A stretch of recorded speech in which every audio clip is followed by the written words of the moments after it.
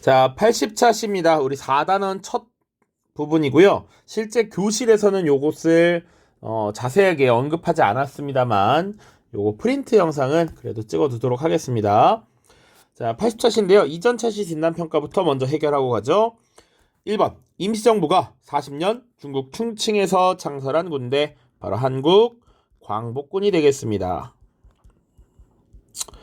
자, 2번, 대한민국 건국강령은 조소왕의 3, 균, 주, 의에 기초했죠. 정치, 경제, 교육의 군 등을 말했습니다. 자, 이 부분은 이제 세계사인데 본격적으로 내용 한번 보죠. 간단하게만 살펴보는 겁니다. 우리 역사에 영향을 미쳤기 때문에. 첫 번째, 전후처리와 국제연합의 탄생인데, 여기서 전후라는 건 전쟁이 끝나고 난 뒤야. 바로 2차 세계대전이 끝나고 난 뒤를 얘기하는 겁니다.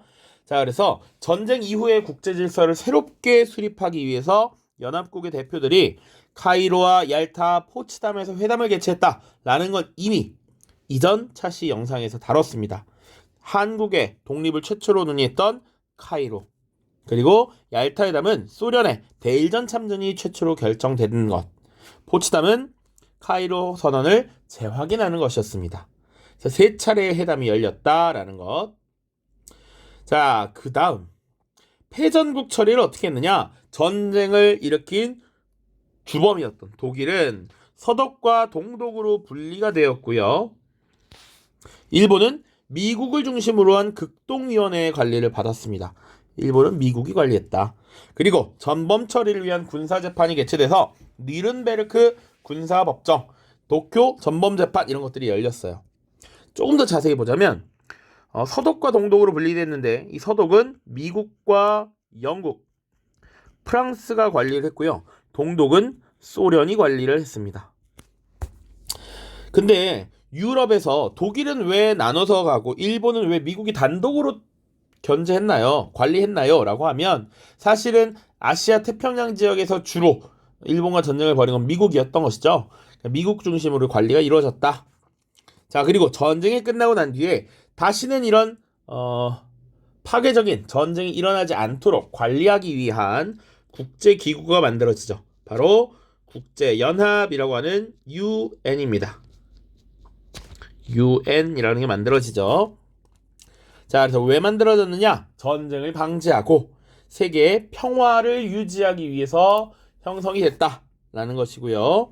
특징은 회원국이 모두 참여하는 총회가 있고 그 밑에 여러 이사회와 산하기구를 설치합니다. 그리고 안전보장이사회라고 해서 5개의 강대국들, 상임이사국들이 안건에 대한 거부권을 행사할 수 있도록 해놨어요. 그래서 사실은 강대국의 입김에 많이 흔들릴 수 있었다. 아무리 좋은 뜻을 가지고 총회에서 의결하더라도 상임이사국이 거부권을 행사하면 그게 이루어지지 않았습니다. 그리고 또 국제분쟁의 해결을 위해서 무력 사용이 가능했다. 유엔군이라고 하는 것을 조직했어요.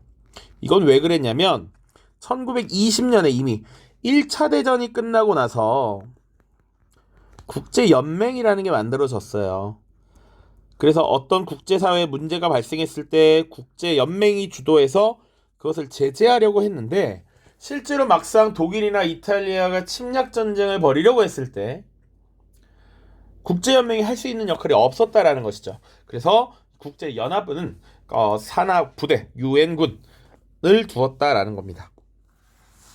자, 그리고 전쟁이 끝나고 난 뒤에는 미국을 중심으로 하는 자본주의 진영과 소련을 중심으로 하는 공산주의 진영으로 나뉘어서 대립을 했는데 실제 전쟁이라고 하는 것은 열전이라고 해요. 뜨거운 전쟁이라고 해서 hot war라고 합니다. 그런데 이렇게 실제로 전쟁을 벌이는 것은 아니지만 군사적인 충돌이 없더라도 경제, 사회, 문화, 외교 등을 통해서 국제적으로 대립하는 것, 이것을 차가운 전쟁, 냉전이라고 합니다. 그럼 냉전은 왜 만들어졌고 어떻게 구분이 되는가?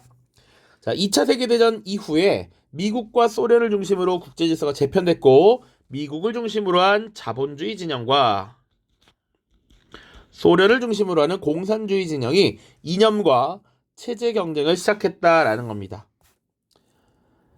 자, 그 이후에 동유럽에서는 소련의 지원을 받은 공산 정권이 수립되고요. 그러니까 동유럽 지역에 뭐 여러 공산주의 국가들이 성립됩니다. 그래서 이 공산주의 국가가 점점 더 늘어나는 것을 막기 위해서 이 미국이 서유럽 지역에 경제 원조를 하게 됩니다.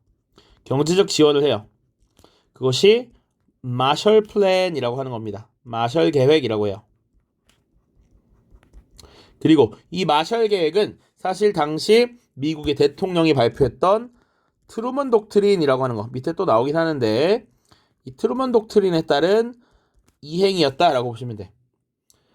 자, 그래서 1940년대 후반부터 이미 미국 중심의 자본주의 진영, 소련 중심의 공산주의 진영이 대립했고 이것이 극단적으로 나타난 것이 베를린 봉쇄라고 하는 사건입니다. 당시 독일의 수도였던 베를린도 동베를린과 서베를린으로 나눠서 통제를 하고 있었는데 이 서독 진영, 그러니까 자본주의 진영이 자신들의 영역에서 공통의 화폐를 사용하고 동독 지역과 경제를 분리하려고 하자 소련이 1949년에 베를린 지역을 봉쇄하는 사건이 발생합니다. 이로써 냉전이 되게 격화되었다. 그래서 이렇게 대립구도를 나타나게 되는데 자본주의 진영에서는 트루먼 독트린이라는 것을 발표해서 그리스와 터키 지역에 대한 공산화를 막겠다, 경제적 지원을 하겠다라고 했습니다. 그 결과 이후 서유럽 지역에도 경제적 원조가 들어가는데 이것을 유럽 부흥계획 혹은 당시 재무장관 마셜의 이름을 따서 마셜 계획, 마셜 플랜이라고 부릅니다.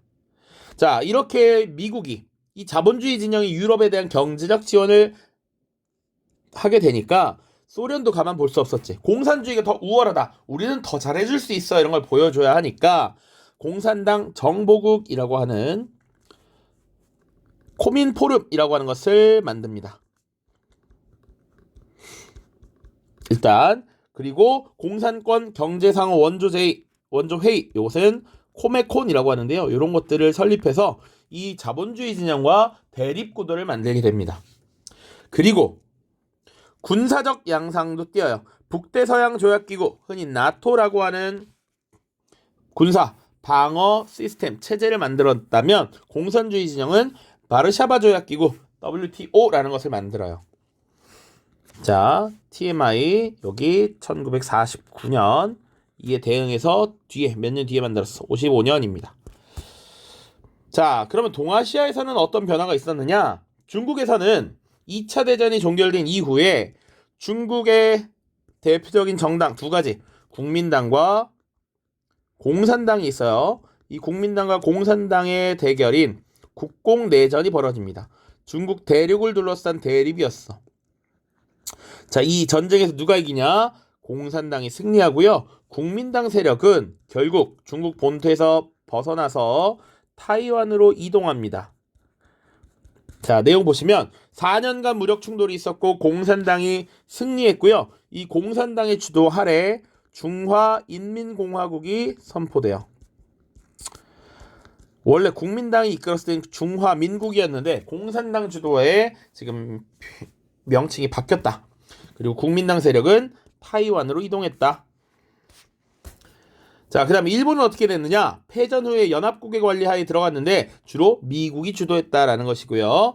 미국이 자신들이 공산주의 진영과 대립하는 과정에서 유럽 지역에 힘을 쏟는 것도 힘들어. 그래서 이 아시아 지역에서 자신들의 역할을 대리할 이 반공 거점을 일본으로 설정을 합니다. 그래서 일본과 미국은 51년 샌프란시스코 강화 조약을 체결하면서 일본의 주권이 회복됐고 미국의 경제적 지원을 받았습니다. 그리고 일본은 사실은 한국에서 6.25 전쟁이 벌어지면서 각종 물자들을 열심히 팔아 제꼈고 그로 인해 경제적인 어려움을 극복해 나갈 수 있었다. 자, 한국과 베트남 보시면 중국의 공산화, 소련의 세력 확대의 영향으로 각각 6.25 전쟁과 베트남 전쟁이 일어났습니다. 6.25 전쟁은 1950년부터 53년이었고요. 베트남 전쟁은 64년부터 75년까지 일어납니다. 심지어 이 베트남 전쟁에는 우리 한국인들이 파병되기도 하죠. 박정희 정부 때입니다. 한국군이라고 쓸 걸 그랬나? 자, 오른쪽 보죠. 자료학습입니다. 다음 자료를 보고 빈칸에 들어갈 알맞은 말을 써보자. 미국의 해리 트루먼 대통령의 의회 연설입니다. 1947년 소련의 지원 아래 동유럽이 공산화되고 그리스가 내전으로 공산화될 상황에 처하자 미국은 공산주의의 팽창을 막기 위해 이것을 발표하였다. 또한 마셜 플랜을 수립하여 유럽에 대한 경제 지원에 나섰다. 트루먼의 의회 연설, 트루먼의 선언이라고 해서 이것을 트루먼 독트린이라고 합니다. 독트린은 크게 그냥 선언, 발표 정도로 생각하면 돼요. 그리고 서유럽 지역의 경제를 재건하기 위한 마셜 플랜. 자, 2번입니다. 자, 소련의 쿠바 미사일 기지 건설 현장 모습이라고 돼 있어. 이거 1962년에 있었던 미사일 위기와 관련된 것입니다. 자, 냉전 체제는 미소 대립으로 유럽에서 시작됐고 아시아 지역으로 확대되어 한반도에서는 6.25 전쟁으로 나타났다. 1960년대는 쿠바 미사일 위기와 베트남 전쟁으로 확대되었고 미국은 아시아 지역의 공산화를 막기 위해서 일본을 반공 거점으로 삼았다라는 것이죠. 자, 이런 상황 속에서 한국이 일본의 압박으로부터 벗어나기 시작했고 그리고 일본의 간섭에서 벗어난 한국은 즉각적인 독립, 즉각적인 국가 건설을 할 수 있을 줄 알았는데 이게 뭐야? 북쪽에는 소련이, 남쪽에는 미군들이 들어오면서 각각 사실상의 지배를 받았고 그로부터 정부를 수립하기 위한 여러 일련의 과정들이 나타나는데 그것들을 이제 다음 영상부터 살펴볼 겁니다. 자, 그래서 81차 시부터 볼 거고요. 사실 시험 범위 자체는 82, 83, 84, 85, 86, 87까지입니다. 그래서 아직 좀 많이 남았다. 여전히 많으니까 열심히 달려보자 라는 것 말씀드립니다. 자, 고생 많았습니다. 안녕.